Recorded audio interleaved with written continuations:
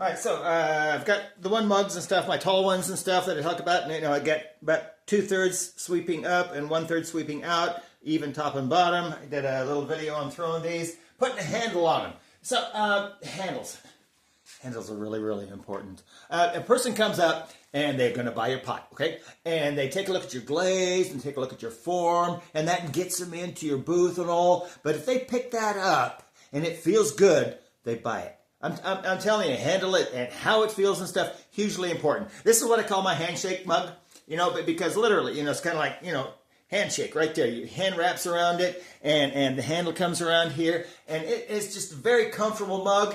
And I tell people, that's my handshake mug and stuff. You kind of wrap it around and give it a grip. They do that, they buy the mug. All right, so this is huge when you're talking about handles and you want to sell that pot. I can't stress it enough. So let's just stick a handle on this thing. I got a pile of schmutz here is what I call it. I guess from my education and stuff, technically, it would be slurry, as in the slip has no sand or grog in it. Slurry does, in this particular clay I have, does have grog. If you don't know what all that is, look it up. So I just take it, and these are extruded, my little handle pieces and stuff. I got a big, huge extruder back there and stuff that I actually extruded about 25 pounds of clay to get all these mugs done. It's a lot of handles. Okay, so I just kind of take a little time to smooth it on there, and I very much like my handles to be grown out of the pot, right? So take a little on there, scratch it up. Oh, and my scratcher, it's a scraper that I took, jigsaw with a metal blade on it, and I just put those grooves in it and stuff. So it scratches really nice. Scratches great.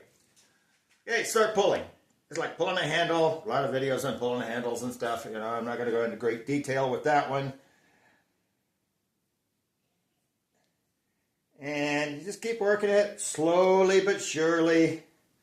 Never applying too much pressure. Overall, it takes more time to put a handle on a mug than it does to throw it on the wheel, I'll tell you. 100 handles is just going to about drive me crazy. And I get it, right about, somewhere thereabouts. And a little sweep right there. Snap it off. Use that edge down at the bottom of stuff to snap that off. Take my 2 thumbs, put it on both sides, and go whoop, just like that. Take a sponge, clean it up.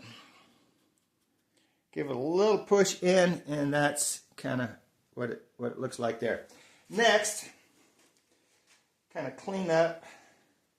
And I want this to be nicely rounded. You want that round so that it separates the fingers a little bit from the mug. So if you're holding it, just like straight up, it's hot and you can't quite get that, and you're holding onto a mug, you want that little swish at the top to kind of keep your fingers a little bit away from the mug so that they don't get burned. Little things like that, they're important.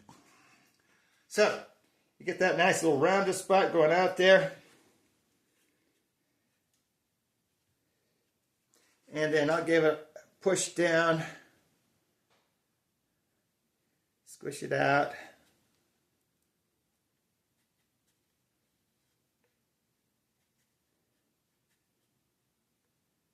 Everything nice.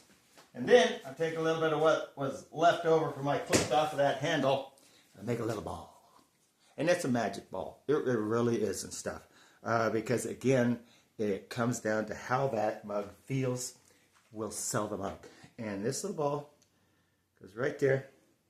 And I just give it a little squish and make a thumb nub of it. My favorite customer came up, picked up one of my mugs, put her thumb there. She got this curious look on her face and said, "Where did I put my thumb before this?" So she was just, I don't know, just cracked me up, seriously.